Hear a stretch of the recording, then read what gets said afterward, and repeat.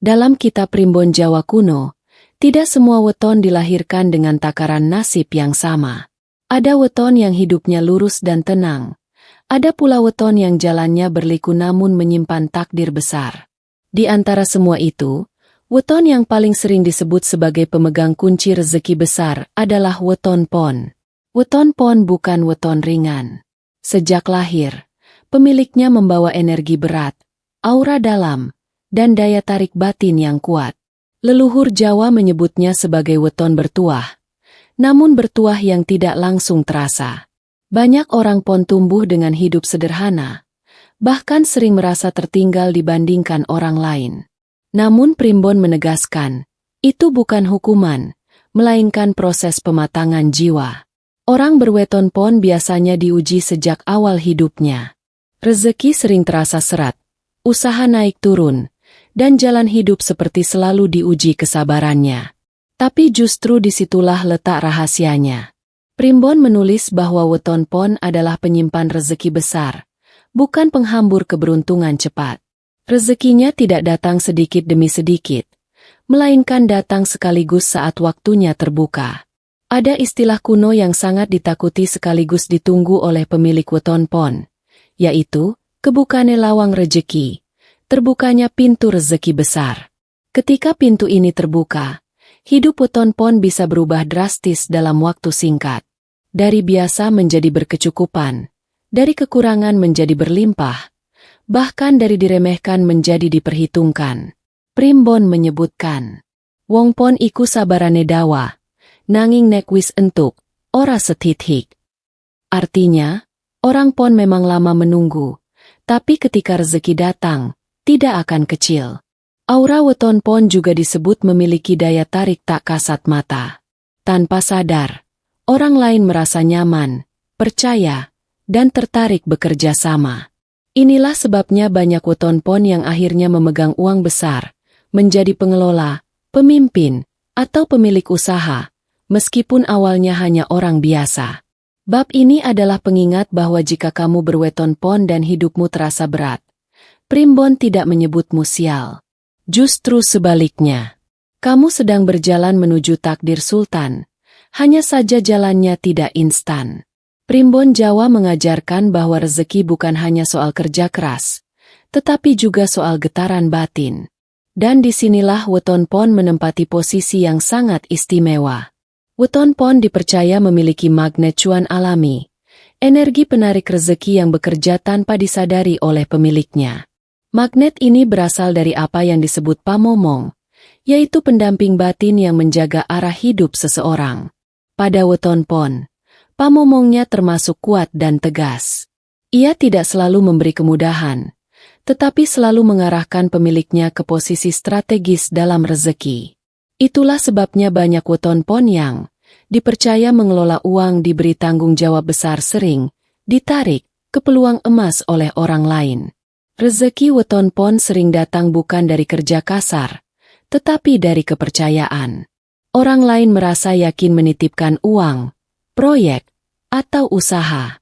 Dalam Primbon, ini disebut rezeki lewat tangan orang, rezeki kelas atas yang tidak semua weton mampu memegangnya. Namun magnet cuan ini ibarat pedang bermata dua. Jika batin weton pon kotor, penuh amarah, iri, dan kesombongan, maka magnet tersebut berubah menjadi lubang kebocoran rezeki. Uang datang besar, tapi keluar lebih besar. Usaha naik, lalu runtuh tiba-tiba. Primbon memberi pesan keras. Pon iku kuat narik bandha, nanging kudu kuat nyimpen lan ngreksa. Artinya, weton pon kuat menarik harta, tapi harus lebih kuat menjaga sikap dan batinnya. Sifat alami weton pon sebenarnya sederhana, tidak suka banyak bicara, berpikir dalam, dan punya insting tajam. Jika sifat ini dijaga, magnet cuannya akan bekerja maksimal. Tapi jika berubah menjadi ego, licik, atau menipu, pamomong akan menjauh. Inilah sebabnya banyak weton pon yang baru benar-benar kaya setelah dewasa, bahkan setelah usia 30 atau 40 tahun. Karena magnet cuan mereka menunggu batin yang matang. Bab ini menegaskan satu hal penting, Jika kamu weton pon dan sering merasa, kok rezeki seperti ditahan, bisa jadi makna cuanmu sedang diuji, bukan dicabut. Primbon Jawa menegaskan satu hal penting. Rezeki besar selalu didahului oleh guncangan besar. Dan pada weton pon, guncangan ini sering terasa jauh lebih berat dibanding weton lainnya. Inilah yang membuat banyak pemilik weton pon hampir menyerah. Padahal sebenarnya mereka sedang berada di ambang perubahan nasib terbesar dalam hidupnya. Tanda pertama yang paling sering muncul adalah fase hidup yang terasa sangat berat. Uang sulit terkumpul, usaha sering gagal di detik terakhir, dan bantuan seolah datang terlambat. Namun Primbon menyebut fase ini sebagai waktu nggodhok jiwa, waktu merebus batin. Jika weton pon mampu bertahan tanpa mengutuk nasib, justru disinilah kekuatannya ditempa. Tanda kedua adalah perubahan cara berpikir. Weton pon mulai lelah hidup kecil-kecilan. Ia mulai berpikir lebih dalam, lebih jauh, dan lebih berani. Ada dorongan batin untuk naik kelas, meski belum tahu jalannya. Primbon menyebut ini sebagai tanda pamomong mulai membuka mata batin. Tanda ketiga muncul lewat mimpi atau isyarat halus. Weton pon sering bermimpi tentang air jernih mengalir deras, naik ke tempat tinggi, menemukan emas, atau bertemu sosok tua berjubah. Dalam Primbon, mimpi-mimpi ini bukan bunga tidur, melainkan kode alam bahwa rezeki besar sedang mendekat. Tanda keempat adalah datangnya orang-orang penting. Tiba-tiba ada yang menawarkan kerjasama, mengajak usaha, atau memberi kepercayaan besar. Bahkan kadang datang dari orang yang sebelumnya tidak dekat. Ini disebut rezeki lewat jembatan manusia, ciri khas weton pon. Dan tanda paling menentukan adalah satu keputusan besar. Bisa berupa berani keluar dari zona nyaman, berani pindah arah hidup, atau berani meninggalkan hal lama yang menahan rezeki. Primbon menyebut, nalika pon wani mutusake, nasibe bakal muter. Artinya, saat weton pon berani mengambil keputusan, roda nasibnya akan berputar. Inilah momen di mana weton pon berhenti jadi penonton dan mulai menjadi pemain utama dalam rezekinya sendiri. Primbon Jawa selalu mengingatkan, rezeki besar tidak hanya soal menarik, tetapi juga soal menjaga. Dan bagi weton pon, pantangan hidup memiliki pengaruh yang sangat besar. Sekali dilanggar, rezeki yang sudah dekat bisa berbalik menjauh tanpa tanda.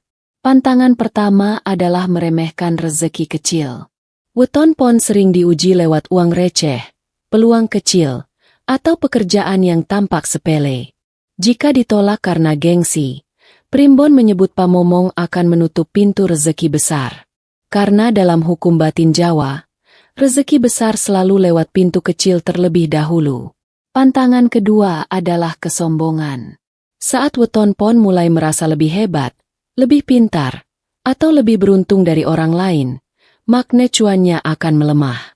Primbon berkata, bandha ora seneng karo wong gumedhe. Harta tidak menyukai orang yang tinggi hati. Banyak weton pon jatuh miskin bukan karena malas, tetapi karena lupa merendahkan hati. Pantangan ketiga adalah ingkar janji. Janji bagi weton pon adalah ikatan batin. Sekali sering melanggar, kepercayaan orang akan runtuh, dan bersama itu runtuh pula aliran rezekinya. Bahkan Primbon menyebut ingkar janji bisa membuat rezeki macet bertahun-tahun. Pantangan keempat dan paling berat adalah durhaka kepada orang tua dan leluhur. Weton pon sangat terikat pada restu batin. Jika melawan, menyakiti, atau meremehkan orang tua, maka pamomong akan menjauh. Inilah sebabnya ada weton pon yang pintar dan pekerja keras, tetapi rezekinya seperti tertutup rapat. Primbon menegaskan, yen pon ngajeni wong tualan enja ati, bandha bakal nurut. Artinya, jika weton pon menghormati orang tua dan menjaga hati, harta akan patuh mengikutinya. Bab ini adalah peringatan keras. Karena weton pon bisa menjadi sultan besar, tetapi juga bisa jatuh sangat dalam jika melanggar pantangan hidupnya sendiri. Primbon Jawa menegaskan bahwa weton pon tidak membutuhkan ritual rumit atau sesaji berlebihan untuk membuka rezeki besar. Yang dibutuhkan adalah keselarasan batin, karena kekuatan utama weton pon bukan pada benda luar, melainkan niat, sikap, dan konsistensi jiwa. Amalan pertama yang paling dianjurkan adalah niat sunyi. Setiap malam Jumat, sebelum tidur, weton pon disarankan memejamkan mata, menenangkan napas, lalu menata niat dengan kalimat sederhana di dalam hati. Aku membuka diri untuk rezeki halal, berkah, lan awet. Dalam primbon, niat ini berfungsi sebagai penyetel frekuensi batin agar sejalan dengan pamomong. Amalan kedua adalah syukur berbisik. Weton pon dianjurkan mengucap syukur pelan setiap kali menerima rezeki, sekecil apapun. Bukan diumbar, bukan dipamerkan. Primbon menyebut syukur sunyi sebagai pengunci rezeki besar, karena harta senang pada pemilik yang tidak berisi. Amalan ketiga adalah sedekah terarah. Bukan soal jumlah, tetapi sasaran. Sedekah kepada orang tua, orang sepuh, atau orang yang pernah berjasa dipercaya sebagai pemicu lonjakan rezeki weton pon. Dalam primbon disebutkan, satu sedekah ikhlas bisa membuka pintu rezeki yang tertutup bertahun-tahun. Amalan keempat adalah puasa pengendalian diri, bukan puasa makan. Weton pon dianjurkan mengendalikan lisan, emosi, dan keserakahan selama hari kelahirannya. Jika mampu menahan amarah dan ucapan buruk di hari weton, magnet cuannya akan naik berkali lipat. Primbon mengingatkan, banda seneng marang wong sing bisa ngendaleni awake dewe. Harta menyukai orang yang mampu mengendalikan dirinya. Amalan-amalan ini sederhana, tetapi jika dilakukan konsisten, weton pon akan merasakan perubahan halus namun nyata. Pikiran lebih tenang, peluang lebih dekat, dan rezeki terasa mengalir tanpa dipaksa. Primbon Jawa mengajarkan bahwa tidak semua orang ditakdirkan menjadi pemegang rezeki besar. Namun bagi weton pon, takdir sultan bukan sekadar kemungkinan, melainkan potensi yang menunggu diaktifkan. Bedanya, hanya weton pon yang mampu menjaga batin dan sikaplah yang akan benar-benar naik kelas. Dalam kitab kuno disebutkan bahwa weton pon adalah penjaga keseimbangan harta. Ia tidak hanya mengumpulkan uang, tetapi juga mengatur, mengalirkan, dan mempertahankannya. Inilah sebabnya weton pon sering naik pelan, namun jatuhnya jarang, selama ia setia pada nilai leluhur. Saat weton pon berhasil melewati ujian hidup, menjaga pantangan, dan mengamalkan laku batin, maka pamomong akan memberi sinyal akhir. Hidup terasa lebih ringan, keputusan lebih mantap, dan peluang besar datang tanpa dipaksa. Di titik inilah weton pon mulai dikejar rezeki, bukan lagi mengejar. Primbon menuliskan kalimat sakral. Nalika pon wis mateng batine, banda bakal golek dewe. Artinya, ketika batin weton pon matang, harta akan datang dengan sendirinya. Namun menjadi sultan sejati menurut primbon bukan soal pamer kekayaan. Sultan sejati adalah mereka yang hidupnya berkecukupan, keluarganya tentram, dan rezekinya awet sampai tua. Weton pon yang mencapai tahap ini akan dihormati, disegani, dan menjadi tempat bertanya bagi banyak orang. Bab terakhir ini adalah pengingat. Jika kamu weton pon dan merasa hidupmu perlahan berubah, lebih sadar, dan lebih kuat menahan diri, itu bukan kebetulan. Bisa jadi, kamu sedang memasuki gerbang takdir sultanmu sendiri. Jika kamu weton pon, tuliskan pon di kolom komentar.